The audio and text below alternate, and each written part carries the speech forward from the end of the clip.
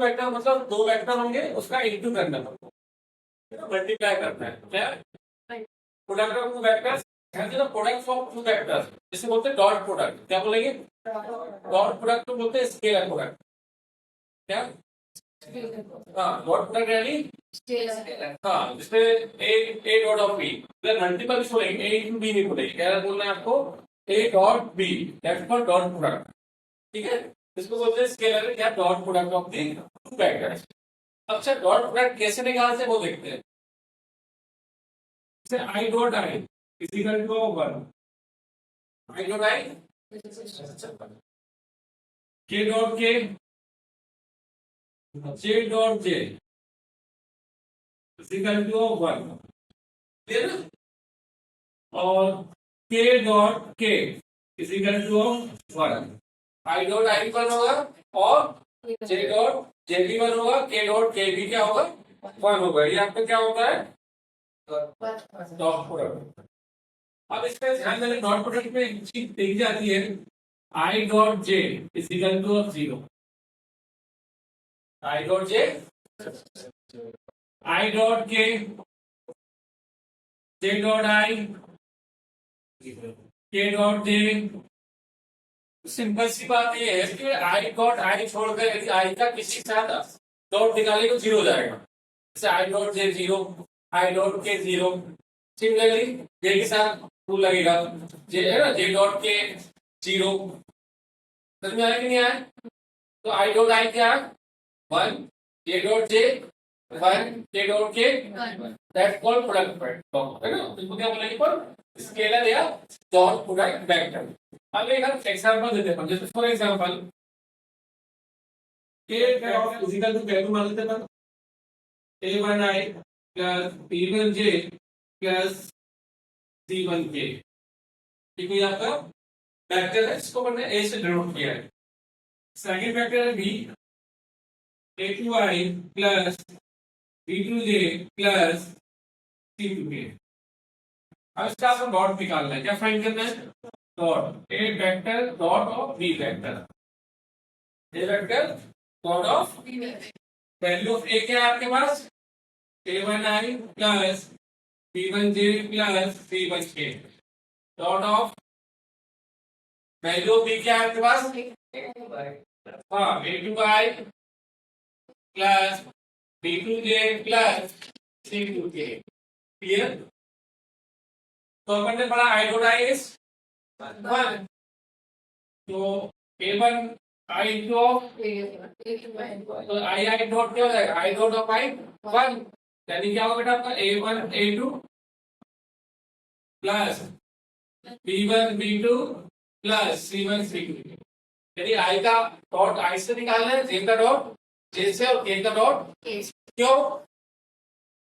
अब बट आप लोग दिमाग में होगा कि मल्टीपल रूल तो ये होता है कि भाई इसका मल्टीप्लाई सबसे होना चाहिए, फिर बी का मल्टीप्लाई सबसे होना चाहिए, के का मल्टीप्लाई भी इन सभी से होना चाहिए। लेकिन अपन ने पढ़ा है, जैसे हम देखें जरा इसका इसका मल्टीप्लाई करो क्या है मतलब a1 a2 पूरी क्या होता है आई डॉट आई a1 हो गया आपका, हाँ ये क्या हो जाएगा? इसके अब इससे क्या हो जाएगा? सेंस ही नहीं। फिर स्पेस से निकालेंगे तो भी जे डॉट आई भी 0 होगा ना, जे डॉट जे 1, तो जे डॉट के भी क्या हो जाएगा? के डॉट आई। इसलिए अपन डायरेक्ट क्या करेंगे? आई डॉट आई 1 है ना, आई का आई से मल्टीप्लाई करना है, जे का जे से और के का के से। क्लियर ना? ये आपको क्या है? Rule of dot product, angle between two vectors, यानी जो है ना, दो सदिश के बीच का कोण है ना, एंगल बिटवीन टू वेक्टर। मतलब एक वेक्टर ये है, एक लाइन है, वेक्टर से रिप्रेजेंट करा हुआ है। दूसरी लाइन ये है, इनके बीच जो एंगल निकाला है उसको फाइंड करना है हमको, एंगल बिटवीन टू वेक्टर। अपन ने मान लिया एक को ए, सेकंड को बी, तो cos theta is equal to a dot b क्या अपॉन वो है ना मैग्नीट्यूड बोलते हैं ना, magnitude of A vector magnitude of B vector. समझा कि नहीं है? अब इसकी कंडीशन क्या? इफ लाइंस आर परपेंडिकुलर, इस फॉर्म में लिखो, इफ जैसे ये वेक्टर आर परपेंडिकुलर, लाइन नहीं बोलते हैं, बोलेंगे इफ वेक्टर आर जैसे ये वाला वेक्टर और ये वाला वेक्टर एक दूसरे क्या है इससे, तो एंगल कितने डिग्री का बनेगा बेटा, ये वेक्टर आप परपेंडिकुलर है, एंगल कितने डिग्री का बन गया आपको, थीटा इज इक्वल टू 90 है ना, थीटा इज इक्वल टू, इसको मैं डिस्क्राइब करता हूँ, तो यहां वैल्यू पुट करें तो क्या हो जाएगा आपका, cos 90 is equal to a dot b upon mod of a mod of b या 90 बोल सकते हो, तो cos 90 की वैल्यू क्या होती है, 0, तो 0 इज इक्वल टू क्या होगा, a dot b is equal to of a modulus of a vector b vector है ना, क्रॉस मल्टीप्लाई करिए तो a dot b is equal to क्या जाएगा आपका 0, द कंडीशन फॉर परपेंडिकुलर, कहीं पर भी आपको परपेंडिकुलर प्रूफ करने को आता है क्वेश्चन में, तो हम लोग ए डॉट बी निकालेंगे, क्या फाइंड करेंगे, A dot B equal to क्या जाएगा, तो हम बोलेंगे वेक्टर आर गिवन वेक्टर था परपेंडिकुलर, जो दिए गए सदिश को लंबवत है, ये किसकी कंडीशन हो गई आपकी, परपेंडिकुलर लंबवत की कंडीशन, ये सच में भाई एक लाइन ये है वेक्टर आपकी, दूसरा वेक्टर है, उनके बीच में एंगल कितने डिग्री का बनता है, 180 बन सकता है, अपन ये भी यूज कर सकते हैं, थीटा कितना बनाना आता ये क्या रखेंगे cos, तो cos 180 की वैल्यू क्या होती है, ये बेटर रहेगा, अब इसमें एक चीज ध्यान देना, बस जब डायरेक्ट क्वेश्चन करना है, पहले क्या है, फर्स्ट हेडिंग क्या है, हाँ position of B vector in the direction of A vector, इसमें आपको थोड़ा दिमाग यूज करना पड़ेगा, मतलब फॉर्मूला याद रखने तरीके एक ट्रिक से याद रखना होगा, तो भाई आप कंफ्यूजन रहेगा, जिसकी डायरेक्शन में पूछेगा वो अपन में आ जाएगा, ठीक है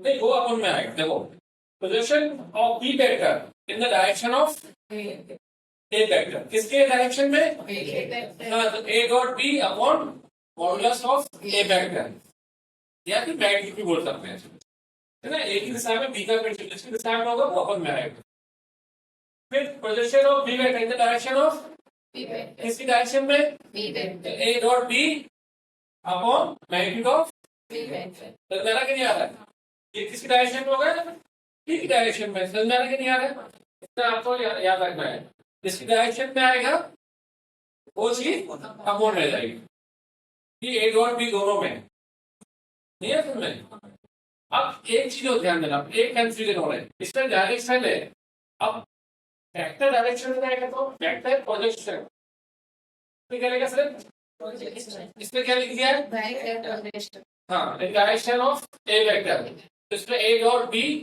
इनटू ऑफ ए क्या है, ए क्या मतलब इनडायरेक्ट वेक्टर अपॉन है ना मैग्नीट्यूड ऑफ ए वेक्टर, समझ आ रहा है कि नहीं आ रहा है, vector of projection of A vector in the direction of vector, तो ए डॉट बी अपॉन, हाँ नहीं अपॉन में आएगा तो modulus of B vector into B क्या है, समझ आ रहा है कि नहीं आ रहा है, यहाँ भी दिशा लग गई, जैसे एक दिशा में तो ए डॉट बी अपॉन ए क्या है, अपॉन ए आएगा, समझ आ रहा है कि नहीं आ रहा है, इसमें वेक्टर ऑफ ए का मैग्नीट्यूड कितना है, मैग्नीट्यूड ऑफ बी वेक्टर और A dot B under root of 6, तो cos theta is equal to क्या होता है सामने, A vector dot upon magnitude of A vector magnitude of B vector, ये समझ आ रहा ना, ए डॉट बी कितना है अंडर रूट ऑफ 6, ये कितना है बेटा आपका इनटू ऑफ 2, कोई समस्या, इसको ब्रेक कर लेते हैं हम, रूट 3 इनटू ऑफ रूट 2, ये समझते रूट 3 का रूट 2 मल्टीप्लाई करें, एक स्टेप ऐड हो गया, वो इसको उनको रिपीटेड करें, root 2 into of root 2, root 3 से रूट 3 मुझे चलता है ना, रूट 2 से रूट 2 क्या बचा बेटा आपका, तो cos theta is equal to क्या बचा आपका 1 by, cos theta is equal to 1 by root 3, हां cos 45 ना, थीटा इज इक्वल टू क्या है आपके पास, ये आपका एंगल आ गया, समझना है क्या करना है, एंगल निकालना है, तो हमारे मान लें a vector is equal to I minus 2j plus 3k और b vector is equal to कितना हो गया 3I minus plus k vector. तो फॉर्मूला वही होता है जो भी पढ़ चुके हैं। cos theta is equal to क्या आएगा फिर a dot b upon magnitude of a vector magnitude of b vector. तो cos theta is equal to a dot of b, value of a क्या है आपके पास I minus 2j plus 3k dot of b की value क्या है आपके पास 3I minus 2j plus k upon समझा रहे कि नहीं यार?